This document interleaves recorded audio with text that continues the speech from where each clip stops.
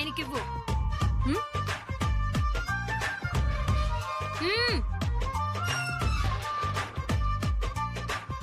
ఏం రాసావో ఒకసారి నీ నోటితోనే చదవచ్చుగా. మీరే చదువుకోండి. హలో, పాపని కూడా తీసుకొస్తే బాగుండేది కదా. చక్కగా అందరం కలిసి ఏ రెస్టారెంట్కి వెళ్ళి డిన్నర్ చేసి వెళ్ళేవాళ్ళం అన్నట్టు. స్నేహ, నువ్వు పాపని చూడలేదు కదా, అయితే ఇప్పుడు చూపిస్తాను పద. వాళ్ళు బండి మీద వెళ్లేలోపు మనం వాళ్ళ ఇంటికి రీచ్ అయిపోతాం.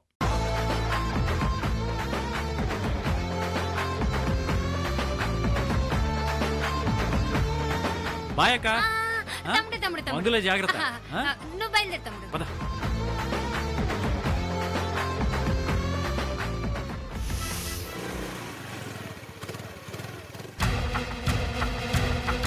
బంగారం, బంగారం, బంగారం,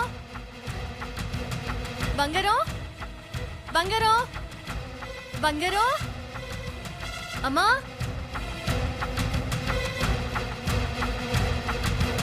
అమ్మా, బంగారం. అమ్మా వచ్చాడా? ఎవరొచ్చారు? ఏం వెతుకుతున్నావు? ఏమైందే? అదే ఆ ప్రణయ్ వచ్చాడా? ప్రణయ్ పోలీస్ స్టేషన్ లో ఉన్నాడని చెప్తేనే కదా నువ్వెళ్ళావు. ఇప్పుడు ప్రణయ్ వచ్చాడా అని అడుగుతావేంటి? పాపేది? ఇంతకీ ప్రణయ్ విడిపించావా లేదా? అబ్బా, విడిపించానమ్మా. ఆయన బానే ఉన్నాడు. బంగారం, బంగారం, బంగారం, బంగారం, బంగారం, బంగారం, బంగారం. అయ్యో,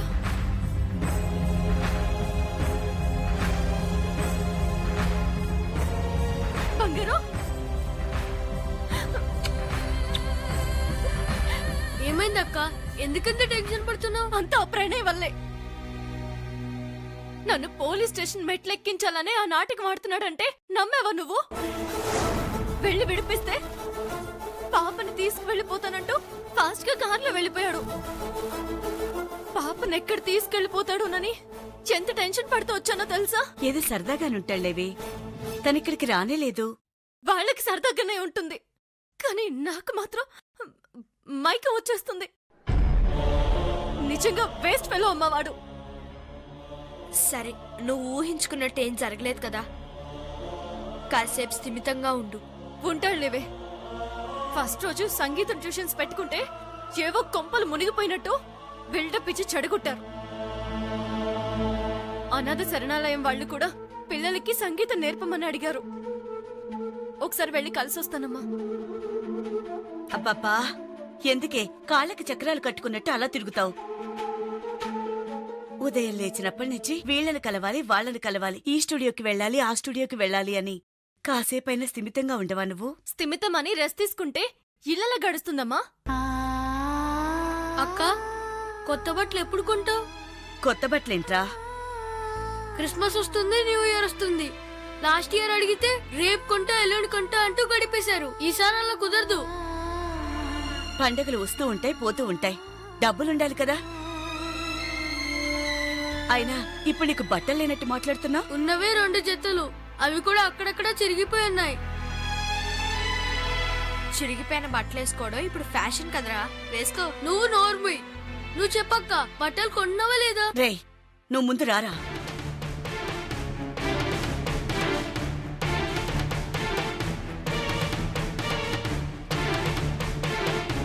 రారా, చూడరా, చూడు, చూసావా?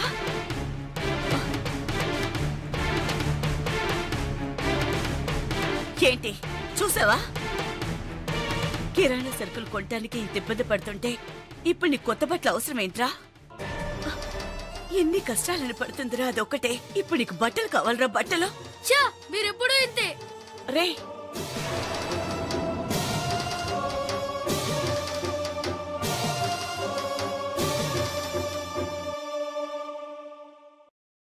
అమ్మా నువ్వాగమ్మా.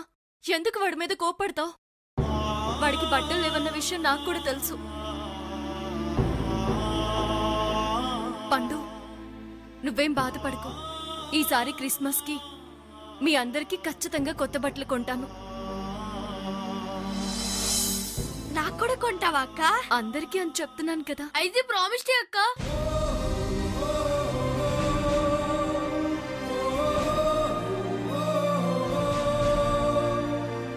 నువ్వు ప్రామిస్ చేస్తే ఖచ్చితంగా కొంటావు. చేయక్క.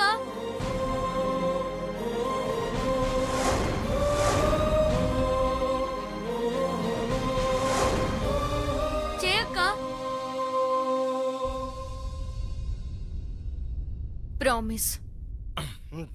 ప్రామిస్. ఎవరో ఎవరికో ప్రామిస్ చేస్తున్నట్టున్నారు. అక్కి క్రిస్మస్ కి మనందరికి బట్టలు కొంటా అని చెప్పింది. ఎందుకు కొనదురా? అది ప్రేమ కదా. నువ్వు ప్రేమ, అది కరుణ. కాదు కాదు కాదు, నీకు పేరు జాలి అని పెట్టాల్సింది. ప్రేమ, కరుణ, జాలి, దరిద్రులన్నీ ఒకే చోట కలిపినట్టున్నాయి. యాదవ సంతని యాదవ సంత. ప్రేమ, కరుణ, జాలి.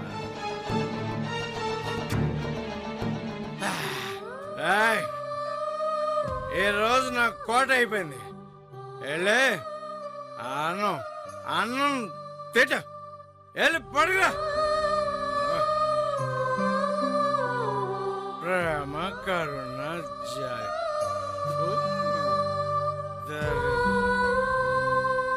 ప్రేమ, కరుణ, జాలి.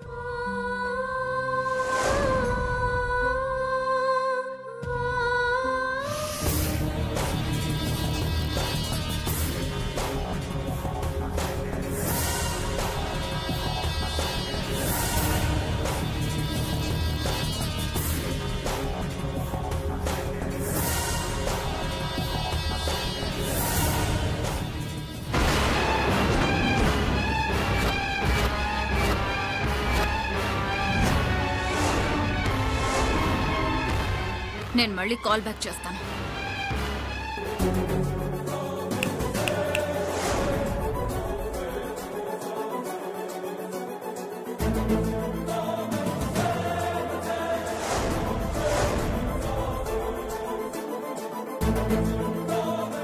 ఏటమ్మ గారు?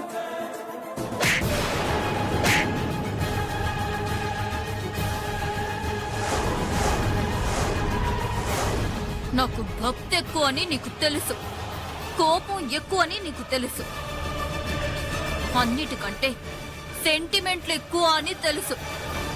దేవుడి ముందు దీపం ఎందుకు వెలగట్లేదు?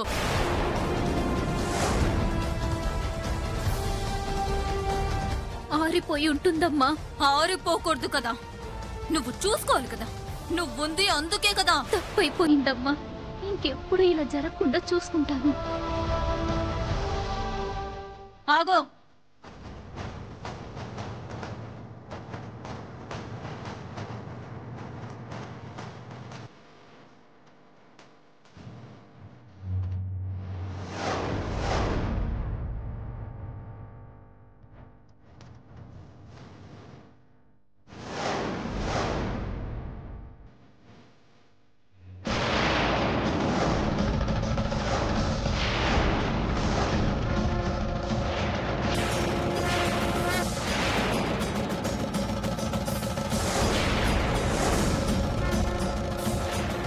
ఏమైంది శివాగ్ని? వెలగడం లేదు?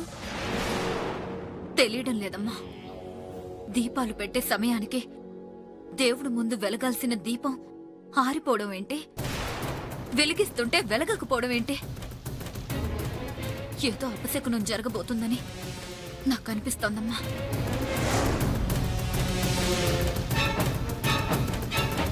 మేడం, మీతో అర్జెంటుగా మాట్లాడాలి.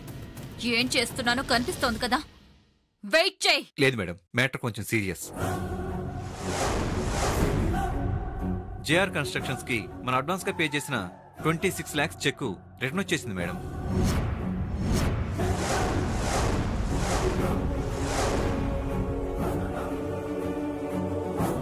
అకౌంట్ లో 100 కోట్లు ఫండ్స్ ఉండగా చెక్కు రిటర్న్ రావడం ఏంటి? అందుకు కారణం నేను చెప్తాను మేడం. మీ చెక్ పవర్ పోయింది.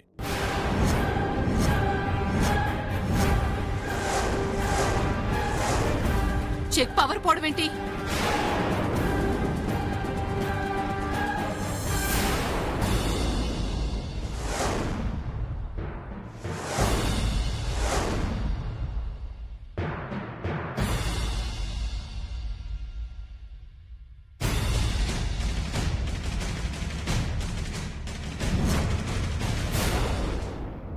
ఈ యావదాస్తి లక్ష్మికి చెందాలని వీలునామా రాసిన మీ వారు ఒక చిన్న మెలిక కూడా పెట్టారమ్మా. లక్ష్మికి 10 సంవత్సరాల వయసు వచ్చే వరకు గార్డెన్గా అధికారాలు మీకు ఉంటాయి. ఆ టైం దాటిన తర్వాత ఆ అధికారం మొత్తం లక్ష్మికి వెళ్ళిపోతుంది. ఇన్ కేసు లక్ష్మికి జరగరాంది ఏదైనా జరిగితే ఆ అకౌంట్ ఆటోమేటిక్గా క్లోజ్ అయిపోతుంది. మళ్ళీ రెన్యువల్ చేయిస్తే గానీ పైసా కూడా ముట్టుకోలేము. లక్ష్మి ఎలాగో లేదు కాబట్టి అదే విషయాన్ని మెన్షన్ చేస్తూ మళ్ళీ రెన్యువల్ చేస్తే సరిపోతుంది కదా. ఆస్తి మొత్తం గార్డియన్ గా ఉన్న మా అమ్మకే వచ్చేస్తుంది కదా. వచ్చి ఉండేదే అమ్మా, కానీ తెలియక మీరు ఒక చిన్న పొరపాటు చేశారు. లక్ష్మికి ఒక కూతురు ఉందని తను మాకు కావాలని రచ్చ చేస్తూ మీరే అందరికీ తెలిసేలా చేశారు. ఇప్పుడు లక్ష్మి అవదాస్తికి హక్కుదారు ఆ పాపే అవుతుంది, మీరు కాదు. 1000 కోట్లున్నా ₹1 కూడా మీది కాదు. మాదే కావాలి, నాకే కావాలి. దానికోసం ఎంత దూరమైనా వెళ్తాను. శివాగ్ని, ఇప్పుడు కావాల్సింది ఆవేశం కాదు, ఆలోచన. లాయర్ గారు, ఆస్తి తిరిగి మాకు రావాలి అంటే ఏం చేయాలి? ఆ పాపని మీ దగ్గరకు తెచ్చుకొని కోర్టులో ప్రొడ్యూస్ చేసి పాప మీ దగ్గరే ఉంటున్నట్లు తనకు మైనారిటీ తీరే వరకు మీరే గార్డియన్ గా ఉంటారని కోర్టును నమ్మించాలి. అది జరగదు. పాపని ఆ ప్రేమ ఇవ్వదు. మొన్నటి వరకు ఆ లక్ష్మికి, ఇప్పుడు దాని కూతురికి. ఇలా జీవితాంతం వాళ్ళకి గార్డియన్ గా బతకాల్సిందేనా? అసలు ఈ గోలంతా లేకుండా ఆస్తి మొత్తం ఒకేసారి మా చేతుల్లో వచ్చి పడాలంటే ఏం చేయాలో చెప్పండి. లక్ష్మి కూతుర్ని లేకుండా చేయాలి.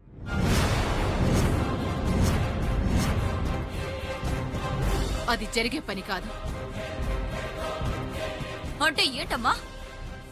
ఆ పాపని నేనేం చేయలేను, నా వల్ల కాదు, నేను అసమర్థురాలనని నమ్ముతున్నావు కదా? శివాగ్ని, ఆవేశంలో కొన్ని విషయాలు మర్చిపోతున్నావు. వీలునామాలో చిన్న మెలిక పెట్టి బాంబు పేల్చిన మీ నాన్న ఆ లక్ష్మి చేతికిచ్చిన కవర్లో ఏం రాశాడో, ఇంకా ఏం బాంబు పేల్చబోతున్నాడో తెలుసుకోనక్కర్లేదా? లక్ష్మి కూతుర్ని చంపేస్తే ఆస్తి మొత్తం మనకు వస్తుందనే కదా.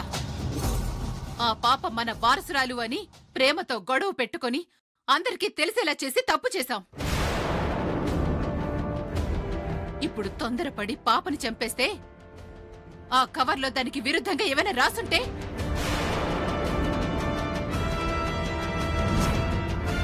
మొత్తానికి ఇరుక్కుపోతాం. సరేనమ్మా, ఏం చేయాలి ఎలా చేయాలి అనేది మీరు బాగా ఆలోచించుకోండి. నేను వెళ్ళొస్తాను. నువ్వు కూడా రావా? మేడం, ఇదిగోండి మేడం చెక్.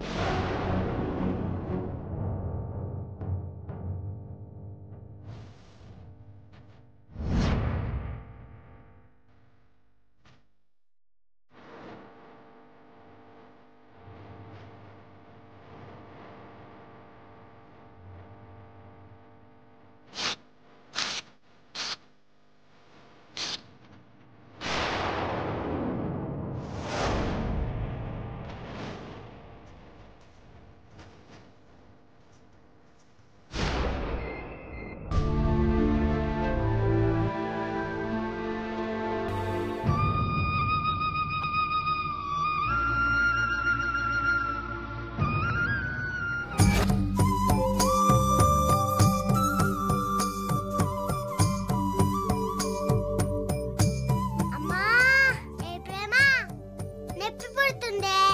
తల చిక్కు పడితే ఇలానే ఉంటుంది. పిల్లల తల అన్నాక ఇలానే ఉంటుందే? చూసి తలదువాలని తెలీదా నీకు? అసలు ఎప్పుడు నేర్చుకుంటావే? సరే సరే రా. ఏయ్ ఇటు ఇటు నానమ్మ, నువ్వు దువ్వు నానమ్మ. మీ నానమ్మ బాగా దువ్వుతుందిలే, దువ్వించుకో. నీకన్నా బాగానే దువ్వుతుందిలే. తల దూరం రాదు గాని పెద్ద సింగర్ అంట. ఏయ్ ఏయ్ వేలుడంత లేవు, నాకే వేలు చూపిస్తున్నావా? నిన్ను అయ్యో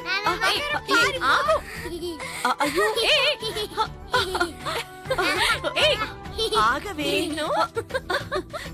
ఏంటి చిన్నపిల్లతో?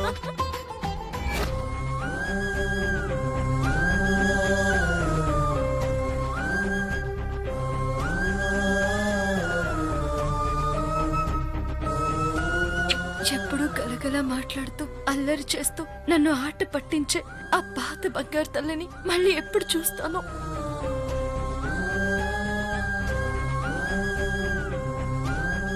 అమ్మా ప్రేమ,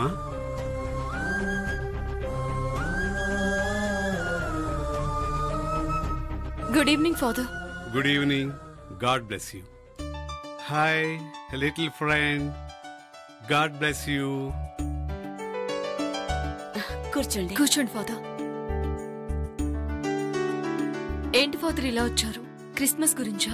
లేదమ్మా, పాప గురించి.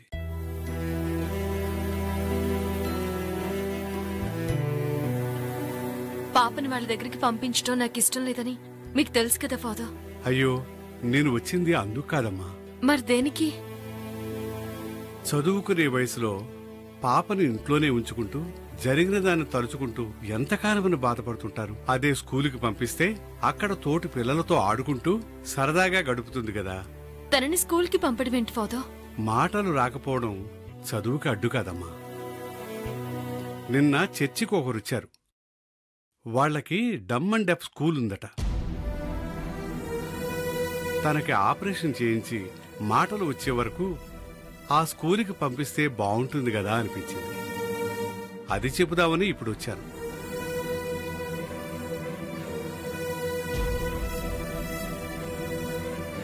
మీరు చెప్తుంది కరెక్టే ఫాదర్. పొద్దస్తమానం దిగులుగా అది కూర్చోవడం, దీన్ని చూసి మేం బాధపడ్డాం. ప్రేమ, ఫాదర్ చెప్పినట్టు పాపను డెఫినెం స్కూల్లో జాయిన్ చేస్తే మంచిది.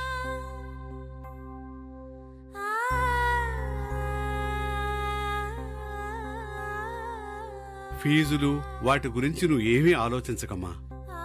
నీ దగ్గర ఉన్నప్పుడే ఎద్దువుగాని. నేను వాళ్ళకి చెప్పాను. నేను ఆలోచిస్తోంది ఫీజుల గురించి కాదు ఫాదర్. పాపని దక్కించుకోవడం కోసం ఆ కుటుంబం ఎన్ని ప్రయత్నాలు చేస్తుందో మీకు తెలుసు కదా. ఇప్పుడు ఒంటరిగా పాపని స్కూల్కి పంపడం చూస్తే వాళ్ళేమైనా అడ్వాంటేజ్ గా తీసుకుని ఏదైనా చేస్తారేమోనని భయపడుతున్నాను. ఏదో జరుగుతుందని ఊహించుకొని రేపటిని ఆహ్వానించడం మానేస్తావా? అన్నిటికీ ఆ ప్రభువే ఉన్నాడు. నా మాట విను.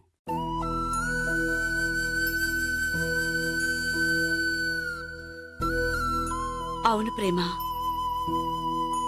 పాపని స్కూల్ కి పంపిద్దామక్కా.